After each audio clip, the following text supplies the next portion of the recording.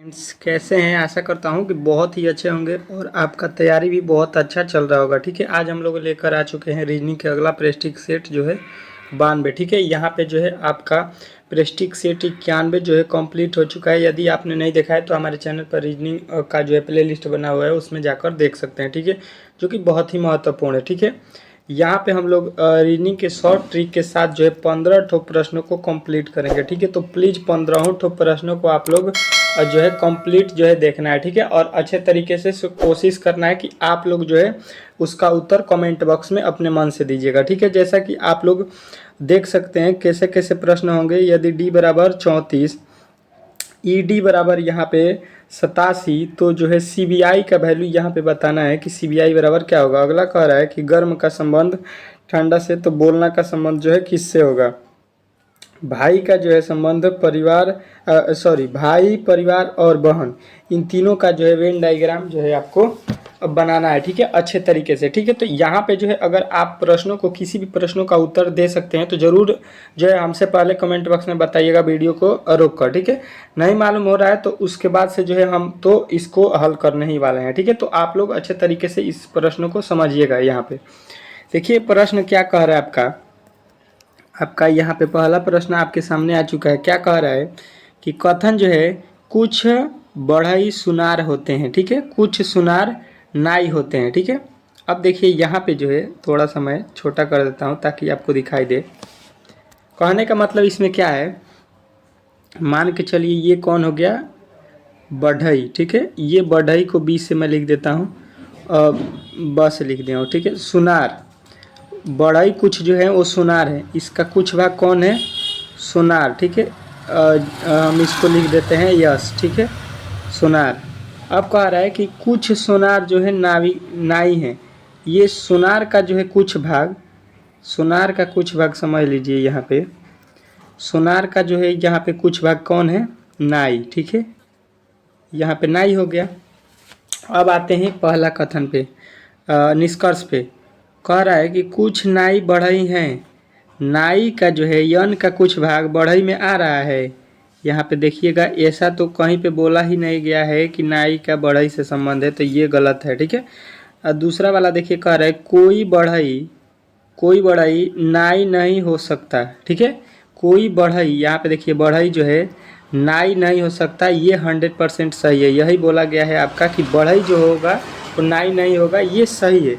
तो निष्कर्ष जो है दूसरा आपका शरण करता है, यानी कि आपको कौन सा लगाना है, पहला अनुसरण निकलता है, नहीं दूसरा। देखिए केवल निष्कर्ष 2 निकलता है। ठीक है, निष्कर्ष 2 वाला जो है आपको राइट करना था। इसमें आपको अच्छे तरीके से ऑप्शन नंबर बी जितने भी लड़के बताए हैं उनका राइट उत्तर है। ठीक है, हर एक प्रश्न का आपका गलत हो या सही हो अपना उत्तर जरूर दे, अभ्यास जरूर करें अपने मन से, ताकि जो है आपका तैयारी बढ़ता जाएगा। ठीक है, कोई भी जो है काम होता है गलती से ही सही होता है। ठीक है, तो आप लोग जो है हर एक प्रश्न का उत्तर गलती हो या सही हो जरूर देने का कोशिश करें। कह रहा है यहाँ पे निम्नलिखित प्रश्न दिए गए विकल्पों में से संबंधित आकृति को चुनिए। ठीक है, यहाँ पे जो है संबंधित आकृति जो है यहाँ पे कौन सा होने वाला है इस बॉक्स में, वही आपको बताना है। यहाँ पे 4 ऑप्शन भी दिए गए हैं आपको। ठीक है, तो देखिए सबसे पहले यहाँ पे आते हैं और यहाँ पे आपका जो है देखते हैं यहाँ पे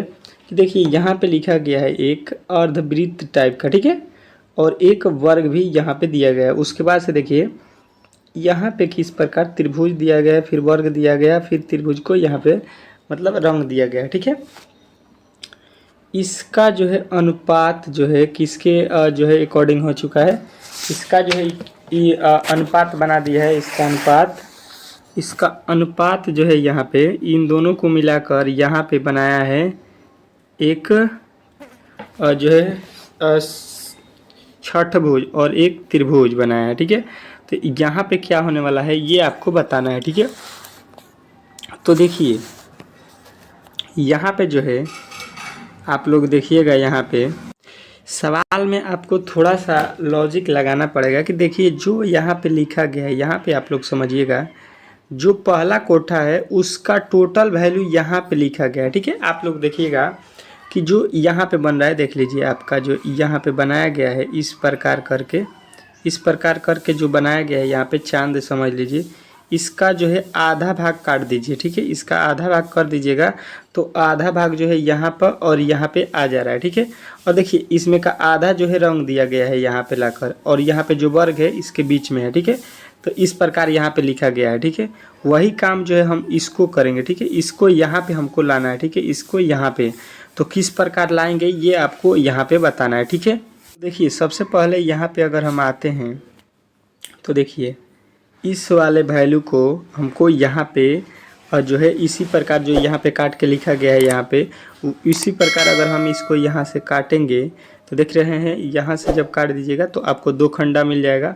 इस प्रकार के दो खंडा इसमें भी है, इसमें भी है, इसमें तो नहीं है, तो ये तो सीधा गलत, इसमें जो है इसमें भी है। लेकिन यहाँ पे देखिएगा आपका त्रिभुज है, यहाँ पे देखिए त्रिभुज है, यहाँ पे क्या बीच में लिखा है, यहाँ पे देख लीजिएगा वर्ग लिख दिया है, तो ये भी आपको सीधा गलत सीधा दिखाई दे रहा होगा, ठीक है। इसमें तो कोई भी डाउट नहीं होना होगा। अब बचा हुआ 1 और 2, मतलब पहला और दूसरा में कौन सही होगा कौन गलत होगा ये आपको बताना है, ठीक है। तो देखिए दिमाग लगाइए, यहाँ पे जो हम लोग काटे हैं दो पार्ट तो इसको रंगा गया है, ठीक है। पहले वाला पार्ट को तो यहाँ पे रंग दिया है हमने, बीच वाले को नहीं रंगा, जो यहाँ पे वैल्यू दिया गया है इसको नहीं रंगे हैं। तो यहाँ पे जो है आपका त्रिभुज दिया गया है, तो यहाँ पे जो है ये त्रिभुज को ही रंग दिया है, त्रिभुज को रंग दिया है, तो ये वाला जो है आपका 100% गलत हो जाएगा। अब देखिए इसमें जो है जो बीच वाला वैल्यू है त्रिभुज, इसको नहीं रंगा है, यानी ऑप्शन नंबर ए जो इस प्रश्न का 100% राइट सही होगा, ठीक है। इसमें आपको कोई भी डाउट नहीं हुआ होगा, ठीक है। अच्छे तरीके से आप इस प्रश्न को समझ गए होंगे किस प्रकार इस प्रश्न को बनाना है, ठीक है। कोई भी गलती नहीं करना है अच्छे तरीके से। यहाँ पे आपका अगला प्रश्न देखिएगा, कह रहा है कि निम्नलिखित प्रश्न में दिए गए विकल्प में से विषम आकृति का जो है चयन करना है। जो इसमें जो है गलत है उसी आकृति को जो है इसमें आपको चुनना है, मतलब क्या करना है यहाँ पे। तो यहाँ पे आपको करना क्या है, थोड़ा सा देखिए इसमें विषम चुनना है, ठीक है। विषम मतलब होता है जो अलग होता है। देखिए यहाँ पे भी चांद बना है, यहाँ पे भी चांद बना है, ठीक है। लेकिन यहाँ पे नहीं है तो यहाँ पे भी नहीं है, दोनों में नहीं है, तो यानी कि कोई दिक्कत नहीं है। इसमें दो दो ठो ऊपर दो दो ठो नीचे, तो इससे कोई भी तुलना नहीं किया जा सकता है। हमको एक ठो अगर नीचे होता या एक ठो ऊपर होता तो उससे अल्टर पता हो जाता, लेकिन दो ठो ऊपर दो ठो नीचे तो दो ठो विषम नहीं होगा, केवल बोला गया है एक ठो इसमें विषम है, ठीक है। तो विषम वाले को जो है आपको छांटना है, ठीक है। उसके बाद से आते हैं टी पे, एक टी इधर बना है एक टी इधर बना है, ठीक है। फिर एक टी इधर बना है एक टी इधर बना है, ठीक है। यहाँ पे देखिएगा तो यहाँ पे जो है टी जो है यहाँ पे उल्टा बनाया है, यहाँ पे सीधा, यहाँ पे सीधा। और देखिए अगर हम लोग यहाँ पे आते हैं तो देखिए यहाँ पे ये किस प्रकार वक्र बना है, वक्र को देखिए, यहाँ पे ये वक्र देखिए, इस वाले वक्र को देखिए, ये वाला वक्र देखिए और ये वाला वक्र देखिए, और यहाँ पे के वक्र देख लीजिए, ये वाला किस प्रकार बनाया गया है, ठीक है। यहाँ पे ऊपर के तरफ है, इन तीनों में ऊपर के तरफ यहाँ पे है, यहाँ पे, ठीक है। लेकिन यहाँ पे देखिए ये वक्र जो है नीचे की तरफ है, इधर ऊपर के तरफ है, ठीक है। इसका अपोजिट वक्र हो गया है, ठीक है। तो यहाँ पे आपको गलत करना है कि वक्र जो है यहाँ पे एक तिरछा बनाया गया है ऑप्शन नंबर सी में, तो ये वाला जो है आपका गलत है, ठीक है। ये विषम है, विषम आपको छांटना था, तो ऑप्शन नंबर सी जो है इस प्रश्न का राइट उत्तर हो जाएगा, ठीक है। चलिए अगले प्रश्न की ओर चलते हैं, और आपका अगला प्रश्न आपके सामने आ चुका, ठीक है। यहाँ पे जो बॉक्स दिया गया है, यहाँ पे कौन सा जो है वैल्यू होने वाला है, उत्तर आकृति में देखकर आपको यहाँ पे चारों ऑप्शनों में से बताना है, ठीक है। तो देखिए सबसे पहले इस टाइप के प्रश्नों को हम लोग क्या करते हैं, एक वाले वैल्यू को उठाते हैं, यहाँ पे एक कोई भी चित्र का, उसका जो है हम लोग ढांचा देखते हैं कि वो क्या कर रहा है। यहाँ पे जो x है उसको देखिएगा तो अगले वाले चित्र में इस कोने पे आ गया, मतलब यहाँ से उठ के यहाँ पे आ गया, ठीक है। अब देखिए उसके बाद से इस कोने पे चल गया, मतलब यहाँ से उठ के यहाँ पे चला गया है x। देखिए यहाँ से यहाँ आया, यहाँ से यहाँ, तो अब जो है अगले चित्र में आपको यहाँ पे बनाना है, मतलब यहाँ पे x होना चाहिए। अब देखिए यहाँ पे x नहीं है, यहाँ पे x नहीं है, यहाँ पे है और यहाँ पे है, मतलब ए और बी सही हो सकता है, सी और डी कभी भी इस प्रश्न का राइट उत्तर नहीं होगा, ठीक है। तो चलिए आगे चेक करते हैं यहाँ पे। तो अब देखिएगा यहाँ पे आपका या तो बी या तो ए सही होने वाला है, तो हम लोग क्या करेंगे, यहाँ पे ये तो दोनों कट गए, मतलब ऊपर क्या होगा OX इसमें दोनों में है, यानी नीचे वाला जो है यहाँ पे हमको चेक करना पड़ेगा। ठीक है, तो नीचे वाले पे आ जाते हैं हम, बराबर पे लेते हैं। यहाँ पे देखिएगा इस कोने पे है, यहाँ से जो है ये इस कोना पे, मतलब एक ही कोठा में देखिएगा तो ये बराबर यहाँ पे होना हो गया। उसके बाद से वो बराबर जो है इस कोने पे आ गया। ठीक है, यहाँ पे तो अब बराबर किस कोने पे होगा, यहाँ पे। तो देखिए यहाँ पे जो है बराबर नहीं दिया गया है, तो बी गलत हो जाएगा। आपके ऑप्शन नंबर ए में बराबर यहाँ पे दिया गया है, तो ए जो इस प्रश्न का राइट उत्तर हो जाएगा। इसमें आपको कोई भी डाउट नहीं होना चाहिए ऑप्शन नंबर ए पर। ऑप्शन नंबर ए जो है इस प्रश्न का राइट उत्तर होगा। ठीक है, अगला प्रश्न देखिएगा आपके सामने आ चुका है। क्या कह रहा है, 4 उत्तर आकृतियों में से कौन सी आकृति नीचे दी गई टुकड़ों में से बनाई जा सकती है। यहाँ पे जो टुकड़ा दिया गया है इससे कौन सी आकृति बनाई जा सकती है, ये हमको बताना है। यहाँ पे जो टुकड़ा दिया गया है उसको मिलाकर इन चारों में से किसको हम लोग बना सकते हैं, ये हमको बताना है। ठीक है, तो चलिए देखिए किस प्रकार होगा। तो देखिए यहाँ पे आइए और देखिएगा। देखिए सबसे पहले अगर आप देखिएगा तो यहाँ पे आपको क्या मिलेगा, एक इस प्रकार का जो है चित्र है। तो आप देखिएगा कि वो चित्र जो है आपको यहाँ पे दिखाई देगा। ठीक है, इसमें कोई दिक्कत नहीं है। उसके बाद से आप आइए यहाँ पे, आपको कहाँ पे आना है, उसके बाद से इस वाले वैल्यू को। ठीक है, इस वाले वैल्यू को आप देखिएगा, यहाँ पे आपका जो है इस प्रकार का बना हुआ आपको दिखाई देगा। ठीक है, उसके बाद से आप आ जाइए इस वाले चित्र में, आपको यहाँ पे बना हुआ दिखाई देगा। ठीक है, और ये वाला वैल्यू जो है आपका, ये छोटा वाला वैल्यू देखिएगा आप, यहाँ पे बना हुआ है। ठीक है, यहाँ पे जो वैल्यू बना है वो जो है ये वाला है, यानी कि सीधा सीधी आपको मिल गया option number B. Option number B में ये बनाया गया, बाकी इस प्रकार के ना सी में बनाया है, ना ए ना सी ना डी। ठीक है, ये तीनों गलत है। ऑप्शन नंबर बी जितने भी लड़के बताए हैं उनका राइट उत्तर है। ठीक है, कोई भी दिक्कत नहीं होगा। आगे चलिए अगले प्रश्न की ओर चलते हैं, और आपका अगला प्रश्न देखिएगा यहाँ पे आ चुका है। यहाँ पे आपका अगला प्रश्न देखिएगा क्या कह रहा है, निम्नलिखित में से कौन सा आरेख गाजर, भोजन और सब्जी के बीच संबंध को सही जो है प्रदर्शित करता है। तो देखिए सबसे पहले यहाँ पे क्या करना है, यहाँ पे सबसे पहले देखिएगा आपको बताना है गाजर, भोजन और सब्जी के बीच। तो देखिए सबसे पहले इसमें आपको देखना है कि बड़ा क्या होता है। तो देखिए हमको मालूम है कि ये हो गया आपका वेजिटेबल, मतलब सब्जी हो गया। ठीक है, सब्जी जो है आपको सब्जी में आप मतलब हो गया कि जिसको जिसको हम लोग खाने में यूज करते हैं उस सब्जी में हो गया। ठीक है, तो यहाँ पे तो ये सब्जी हो गया, आप लोग समझ लीजिए। भी मतलब वेजिटेबल लिखे हैं, यहाँ पे समझ लीजिएगा, ये हो गया भी वेजिटेबल हो गया। अब कह रहा है कि यहाँ पे गाजर और यहाँ पे भोजन और सब्जी के बीच जो है संबंध स्थापित करना है। तो यहाँ पे देखिए वेजिटेबल हो गया, वेजिटेबल खाने वाला चीज़ जो है किस में आएगा, हम लोग सब्जी को क्या करते हैं, भोजन के रूप में यूज करते हैं, तो यहाँ पे फूड हो जाएगा। ये जो है फूड हो गया। फूड के बीच फूड के अंदर कौन आएगा, वेजिटेबल, और वेजिटेबल के अंदर क्या आता है, गाजर। हम लोग और सब्जी के रूप में किसको, सलाद में गाजर नहीं खाते हैं। यहाँ पे हो जाएगा कैरेट, कैरेट के बाद हो जाएगा आपका वेजिटेबल मतलब सब्जी, और सब्जी जो है हम लोग किस में यूज करते हैं, खाते में, फूड में, खाने में। तो यहाँ पे इस प्रकार के जो है चित्र बनाना है, एक के अंदर एक के अंदर एक। बात समझ गए कि यहाँ पे सबसे पहले क्या होगा, तो सबसे पहले होगा भोजन। ठीक है, भोजन हो जाएगा। भोजन के बाद से आप इसके अंदर क्या बनाते हैं, भोजन में क्या आता है, सब्जी आता है, चावल आता है, जितने भी सामान हो गए। तो हम लोग एक के बार इसको लिख देंगे बीच में सब्जी।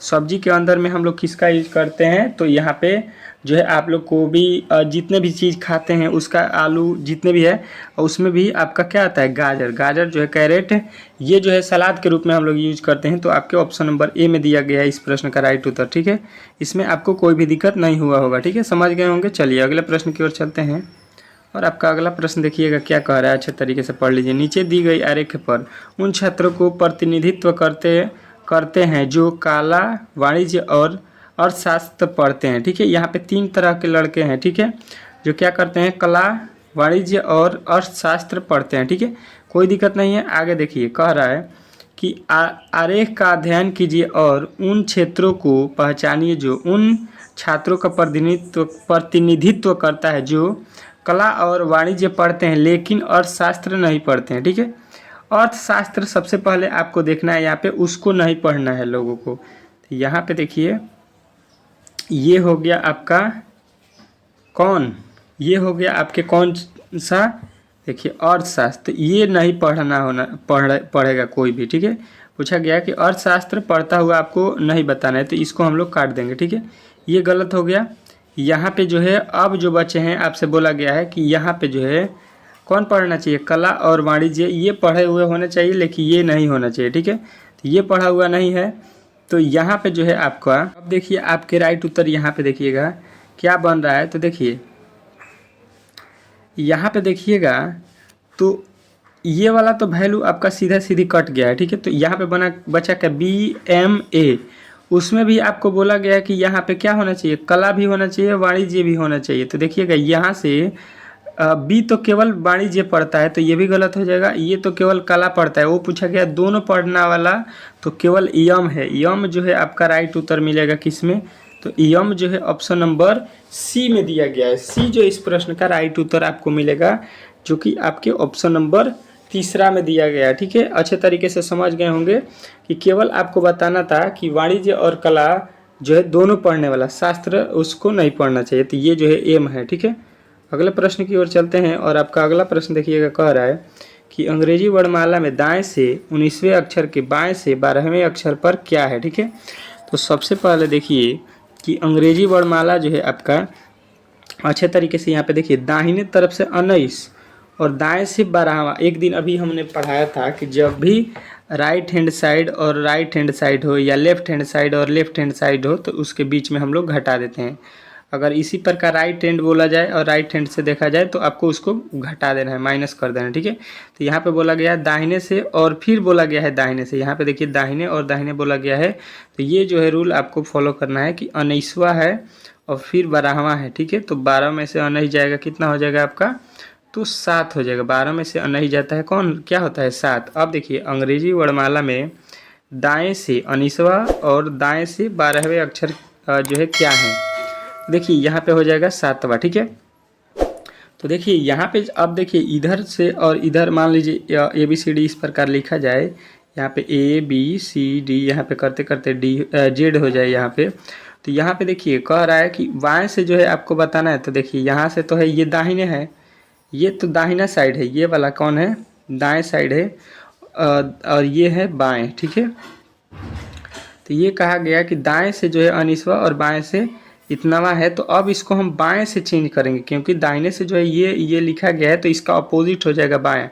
इधर से जो है हमको अपोजिट निकालना है, यहाँ से आ जाएंगे 7वां पद, ठीक है। तो देखिए यहाँ से जेड है, तो इससे जो है यहाँ पे हम लोग 7 पद इधर से चलेंगे, 7 पद।